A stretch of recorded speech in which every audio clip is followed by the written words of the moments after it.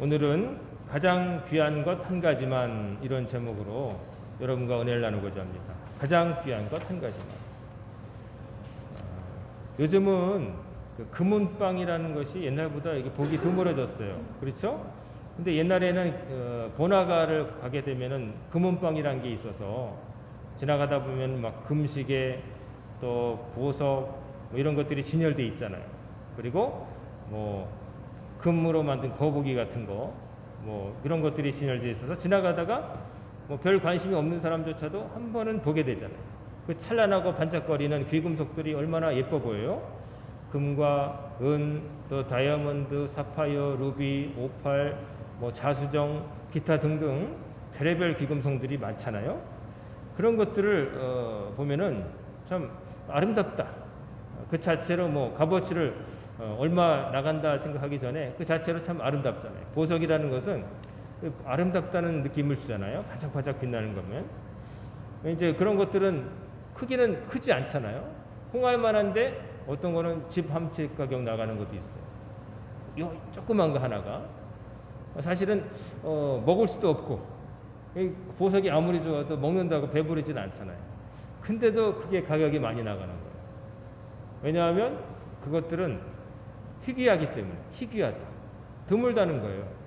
귀하다는 것의 의미 중에 하나는 그 자체가 좋다는 것도 있겠지만 귀하다, 희귀하다, 보기 드물다, 얻기 힘들다는 거예요.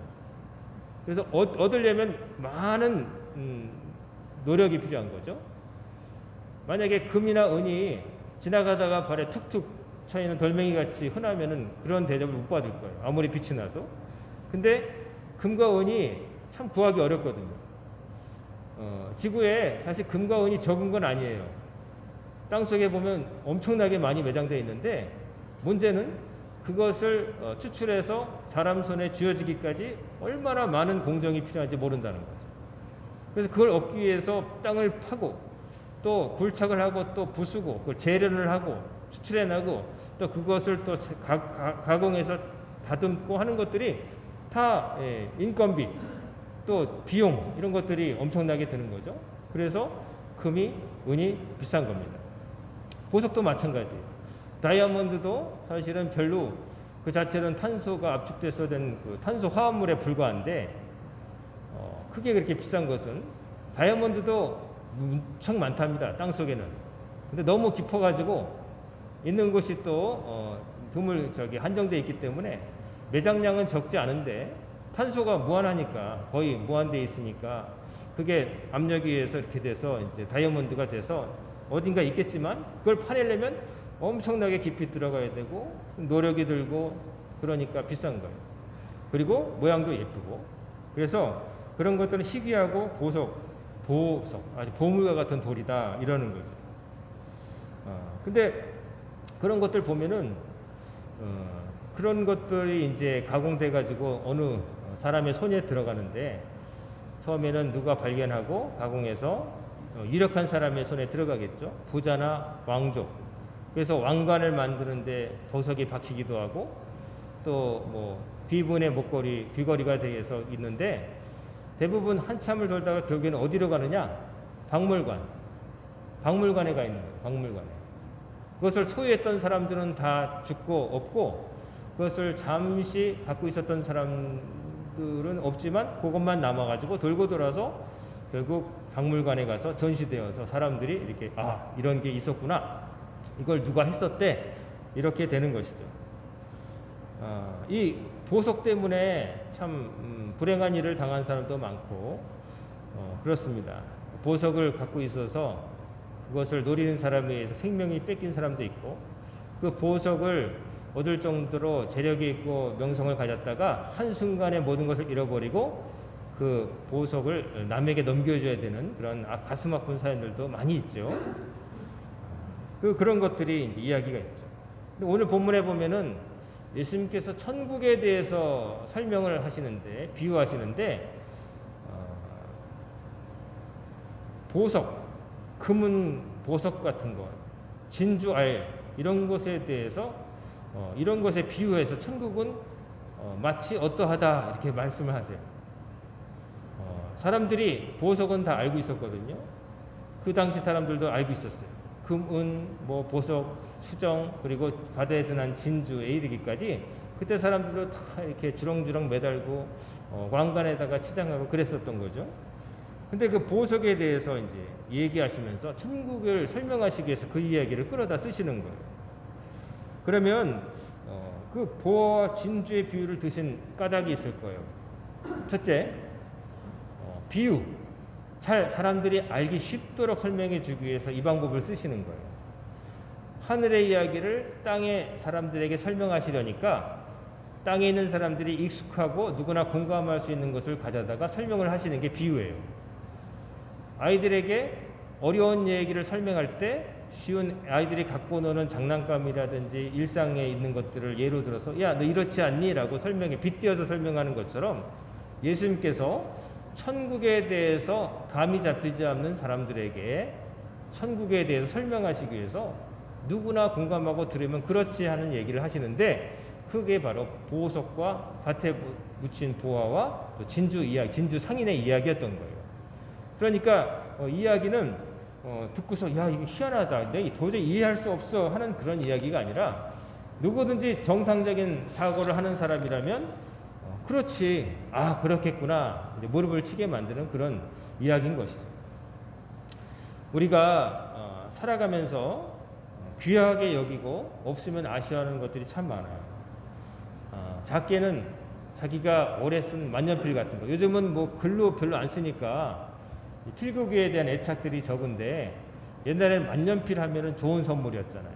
대학 선물로 주기도 하고, 만년필 여러분 들으시면 아시겠지만 우리 젊은 세대는 모르고 몽블랑 만년필 하면은 끝내주는 거였잖아요. 몽블랑 만년필. 그걸로 쓰면 이제 백금 촉으로 돼 있어가지고 잉크를 찍어서 착 쓰면 그냥 사인이 멋지게 되고 말이죠. 여러분 그 몽블랑 만년필이 있었어요. 그리고 또 저 중학교 시절에 좀 있는 애들이 썼던 게 뭐냐면 미국산 파커 만년필, 파커 볼펜. 아시죠? 날개 모양으로 이렇게 화살촉 모양으로 돼가지고 파커 만년필. 지금도 나오더라고요. 파커 만년필, 파커 볼펜으로 탁 이렇게 쓰는 거 보면 왠지 공부 못하는 애도 공부 잘하는 것처럼 보였어요. 그것만 갖고 다녀. 그런 게 있었어요. 저 같은 경우에는 파커나 몽블랑을 못 사봤지만 저는 이제 대학 가서 이제 제가 독일어에 관심이 있어가지고 공부하는 중에 독일에서 나온 그 샤프심이 있어요. 샤프가 있는데 그게 로트링이라고 이 제도 뭐 이렇게 설계하고 하는 사람들은 좋아했어요. 로트링 그 샤프라고 있는데 제가 그게 대학 때니까 30년도 넘은 로트링 샤프를 아직도 갖고 있어요. 근데 아직도 잘 써져요. 샤프 시방 갈아서 끼면 그 착각착각 하는 느낌이 얼마나 좋은지 30년이 넘었는데도 아직도 건재해요. 금속으로 된 부분은 약간 좀 이렇게 바랬지만 플라스틱으로 된 부분은 아직도 매끈매끈하고요. 그리고 꽂을 수 있도록 이렇게 한 그 부분에는 W 저머니, 웨스트 저머니, 독일 통일되기 전에 서독에서 나온 거예요. 그러니까 얼마나 오래된 거예요. 지금은 독일이 하나지만 옛날에 동서독이 나눠 있을 때 웨스트 저머니, 서독산 그 샤프가 있었던 거예요. 그 아직도 제가 갖고 있어요. 왠지 요즘은 더 좋은 것들이 나오고 있어요. 만지는 부분이 일제 뭐 펜탈 여러분 아시겠지만 그런 애들이 문구류 이름이 아직도 기억이 나네요. 그거는 또 고무 부분이 있어가지고 맨질맨질하고 또 흔들어 샤프라고 해서 흔들어서 나오는 것도 있고, 우리나라에서 열심히 그 일본 것들을 카피하고 연구해서 제도 샤프라는 게 나와가지고 제법 그럴듯하게 만들고, 지금은 우리나라도 샤프를 잘 만들고 있어요. 그런 것들은 이상하게 저에게 다른 의미가 있고 그걸 갖고 싶어하는 걸로 남아있는 것이죠. 그런데 이제 그런 것들에 대한 애착도 있고 소중히 여기는 게 있고, 근데 대부분의 사람들은 그런 것보다 그냥 뭐 아까 말씀드린 대로 그런 보석들도 중요하게 여기는 거죠. 그리고 또 뭐 요즘 사람들은 돈 참 중요하게 여기죠. 돈이 제일 중요하다. 뭐니 해도 돈이다. 이런 생각을 하고 사는 것 같습니다. 그런데 우리가 그러면 내 인생에서 뭐가 가장 귀중할까? 이런 질문 앞에 서보게 되면 쉽게 돈이요 라고 말하는 사람도 있겠지만 머뭇거리게 됩니다. 생각을 하게 되는 거예요. 여러 가지 것들이 있어요. 갖고 싶었던 것, 뭐 갖고 있는 것 가운데서 뭐가 가장 귀하냐고 물음을 받으면 잠깐 다 고민을 하게 돼요. 그냥 일체도 안 돼서 나온 사람 별로 없을 거예요. 머릿속에서 저울질을 하는 거죠. 뭐가 더 소중할까? 뭐가 소중할까? 뭘 하나 그렇게 해서 이제 소중하고 갖고 싶은 것을 얻어도 사람들은 또 만족을 잘 못해요. 그거보다 더 좋은 것이 있을 것 같다는 생각이 또 들기도 하거든요. 뭘 하나 샀어요. 백화점에 가서 돌아오는 길에 아차 저게 더 나왔을까 한번 돌아보는 게 또 인간이에요. 이게 제일 좋아 보여도 또 마음의 미련이 좀 더 나은 게 있을까 이런 생각도 하는 거죠. 그래서 우리가 뭐가 좀 나에게 가장 귀할까 이 고민할 때 이렇게 놓고 생각해 보면 쉬울 것 같아요. 만약에 내 집안에서 제일 소중한 게 뭐냐라고 물건에 한정해서 생각을 한다면 예를 들어서 집 달리가 그런 일을 여러분은 안 당하기를 바랍니다만 없겠지만 빚을 져가지고 집 달리가 와서 이제 모든 물건을 차 앞에 간다고 할 때 그 다 가져가면 어떡합니까? 뭐 매달렸더니 집 달리가 그 마음이 움직여가지고 여러분에게 그러면 내가 눈 딱 감고 모른 척 해줄 테니까 당신이 지금 이 집에서 제일 소중하게 여기는 거 한 가지만 가지고 가시오 라고 했다고 쳐볼게요. 그러면 여러분이 그 짧은 시간에 생각을 많이 할 거 아니겠어요. 뭐가 제일 내가 이 집을 다 뺏기고 다 뺏기는데 빚을 못 갚아서 한 가지만 가지고 나가야 된다면 뭘 가지고 나갈까? 그러면서 두리번 거리면서 생각을 할 거예요. 그럴 때 여러분이 그래도 그런 순간이 되면은 머릿속에서 우선순위가 매겨질 거예요. 다른 건 몰라도 이건 가져나가요. 예를 들면 어렵게 찍은 가족 사진. 예? 저희는 우리 남양주로 이사 오면서 이사업체를 잘못 만나가지고 아주 악덕 상인을 만나가지고 가족 사진 한 번 찍었는데 그거 잃어버렸어요. 돈으로도 어떻게 할 수 없는 건데 그냥 저희들이 뭐 그거 가지고 얘기 안 하고 그냥 이사 와서도 짐도 제대로 못 뿌려가지고 며칠 짐사에서 잤는데 아이들하고 넷이 꼭 붙어가지고 좁은 빌라에서 잠을 자곤 했는데 그런 것들 가족 사진 같은 거 뭐 결혼한 사진이라든지 다시 만들 수 없는 것들 있을 거 아니겠어요. 그런 의미 있는 것들 그런 것들을 여러분이 그거 갖고 나오려고 할 거예요. 자, 그게 소중하니까 의미가 있으니까 또 이렇게 생각해 봐도 될 거예요. 집이 불타고 있어요. 화재가 났어요.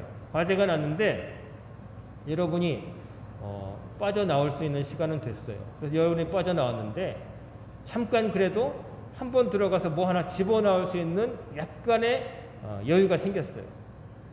근데 오래 시간은 주어지지 않아요. 폭삭 무너질 것 같으니까. 그러면 나도 살아야 되고 내가 다시 나왔을 때 가장 필요한 걸 한 가지만 갖고 나와야 될 거 아니에요. 불타는 집이라면 집문서 같은 거 여러분이 중요하게 여기는 통장이라든지 유가증권이라든지 뭐 여러분에 있는 뭐 오래된 앨범이라든지 의미를 두자면 여러분의 어떤 그런 것들을 가지고 나올 거 아니겠어요? 그렇게 되면 사람들은 우선순위를 매기게 돼요. 내가 무엇이 나에게 가장 소중한가를 생각하게 되는 거죠. 그런 위기 상황에다가 자기를 집어넣어 보면 우리가 매일 움직이면서 열심히 살아가지만 마치 불타는 집처럼 혹은 집달리가 다 뺏어가는 것처럼 우리가 가지고 있는 것들은 언젠간 다 뺏깁니다. 시간이라고 하는 변수 앞에서 영원한 것은 없어요. 젊음도 뺏깁니다. 여러분 TV 보시면 옛날에 정말 미남 미녀였던 탤런트들 영화배우들 노년에 대해서 나오는 거 보잖아요. 그러면 저 사람이 젊었을 때 얼마나 잘생겼는데 미녀였는데 그런 생각 해보잖아요. 근데 나이 드니까 다 거기서 거기에요. 물론 조금 일반인보단 낫지만 나이 드니까 거기서 뭐 최무룡, 신성일 뭐 여러분 아시면 옛날에 미남들 있잖아요. 프랑스의 알랭 드롱 할아버지 다 됐고 어맹란 할머니 됐고 뭐 김지미 뭐 여러분 아실 만한 사람들 다 그리고 별세한 사람조차도 있고 또 지식도 세월이 흐르면 바래요. 옛날에 알았던 것들이 요즘은 구닥다리가 되는 거예요. 옛날에 의사 잘 거쳤던 의사들도 새로운 기술이 계속 나오다 보니까 옛날 의사보다는 젊은 의사가 더 낫다고 그래요. 치과를 고를 때 옛날에는 이 동네에서 오래 한 치과야 그러면서 갔지만 요즘은 갓 생긴 치과가 좋아요, 보통. 왜냐하면 그냥 그 장비가 다르거든요. 장비가 새로 들여온 장비가 있어서 임플란트도 여러분 기술이 얼마나 발달했어요. 옛날에는 임플란트의 잇몸이 그 빠진 이의 자리가 연골이 약해서 얇으면은 임플란트 못 한다고 그랬어요. 돌아가시라고 그랬어요. 이거 못 해요. 근데 지금은 인공뼈를 이식해 가지고라도 발판을 만들어서 기어코 임플란트를 꽂아버려요. 그 옛날에 못 했거든요. 앞으로는 더 좋은 게 나올 거예요. 어쩌면 줄기세포 같은 거를 배양해서 이를 자기 세포에서 뽑아가지고 자기 이를 만들어서 다시 붙이는 날도 언젠가 올 것 같아요. 지금 추세라고 지금 가짜를 박아놓지만 놀라운 일들이 벌어지고 있어요. 그래서 옛날에 알았던 지식도 그때는 뭐 좋았지만 세월이 지나면 별거 아닌 것이 될 수도 있는 거예요. 젊음도 지식도 체력도 마찬가지. 체력이 여러분 제일 많이 느끼시죠? 옛날에는 그냥 번쩍번쩍 들었던 것도 어느 순간이 되면 들기 힘들어집니다.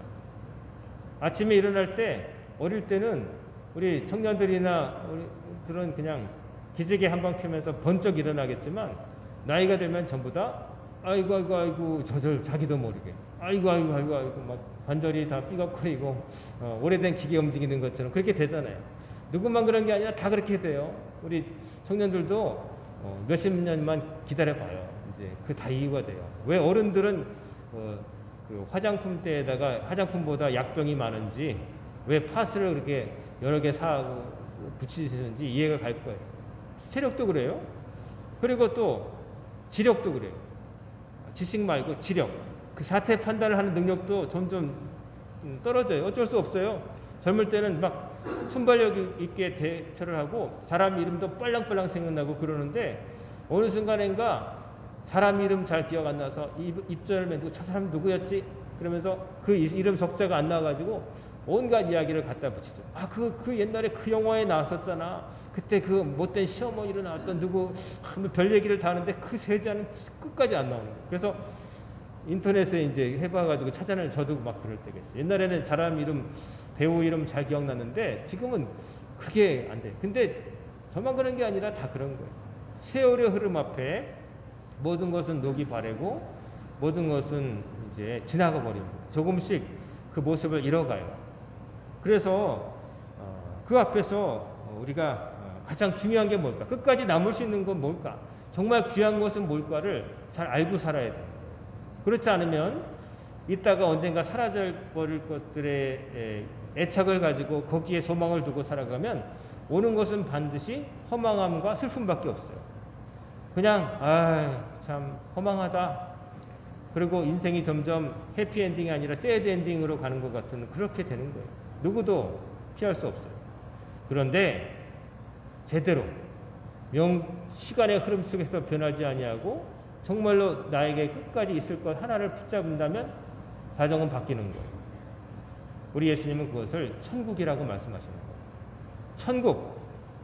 모든 사람들이 결국에는 가장 귀하게 여기고 가져야 할 것, 소망으로 둬야 될 것은 뭐냐? 천국이라는 거예요.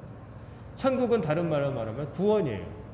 죄의 사슬에 매여서 자기도 모르게 이거 아닌 줄 알면서도 하나님 보시기에 악하고 다른 사람에게도 악하게 살고 자기를 망치는 길을 걸었던 사슬에서 벗어나서 새로운 삶을 찾게 되고 나중에 이 땅에서 삶을 마친 다음에 하나님의 심판이 아니라 상급을 받고 영원한 하늘나라에 들어가는 것, 그것이 우리의 목표가 돼야 되고 그게 가장 소중한 것이 돼야 된다는 거예요.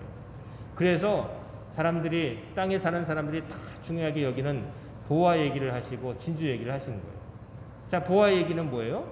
어떤 사람이 우연히 어느 밭에 금은 보화가 묻혀 있다는 사실을 알게 됐어요. 알게 됐을 때 이 사람은 어떻게 할 것이냐? 어떻게 해서든 그 밭을 통째로 산다는 거죠. 딴 거 다 처분해가지고 다 버려두고서도 그 밭을 어떻게든 사서 그 밭과 더불어 그 보화를 자기 소유로 삼을 거 아니겠어요? 또 진주 이야기. 어느 상인이 있는데 진주 최상급 진주를 발견한 거예요. 그게 자기가 이때까지 거래해 본 것 중에 최고의 진주인데 그거를 사기 위해서 이 상인은 어떻게 하겠느냐? 자기가 그 전에 갖고 있던 다른 뭐 저질 그거보다 못한 진주는 다 안중에 넣고 팔아버릴 거고 다른 것을 처분해서라도 그 진주 하나를 사지 않겠느냐. 당연하다는 거예요. 사람들이 그 비유를 들을 때 당연히 그렇지. 나라도 그러겠어 했을 거예요. 예수님이 하시고 싶은 말씀은 뭐예요? 장사 잘하는 거예요? 아니면 진주를 얻으라는 거예요? 아니면 저기 용케 감나갈 땅, 노른자의 땅 사라는 거예요? 그거 아니죠? 여러분 아시잖아요. 바로 천국을 그런 정도의 마음을 가지고 그런 이상의 마음을 가지고 간절히 바라고 추구해야 된다는 거예요. 천국 가기를 원한다고 입으로 말하지만 천국에 대해서 관심도 없고 이 땅에서 있는 것들 다 지나가 버린 다음을 생각하지 않고 그냥 하루하루 사는 거는 안 된다는 말씀을 하시는 거예요. 뭐가 제일 중요한지 우선순위를 제대로 가지고 살라는 거예요. 뭐가 제일 중요하냐? 지금 당장 중요한 게 문제가 아니라 끝까지 중요하고 한시도 놓지 말아야 될 일생의 목표가 뭐냐? 이것이 사람들에게 있어야 된다는 거예요. 그게 없는 사람은 어떻게 되느냐? 필연적으로 속된 삶을 삽니다. 속된 삶.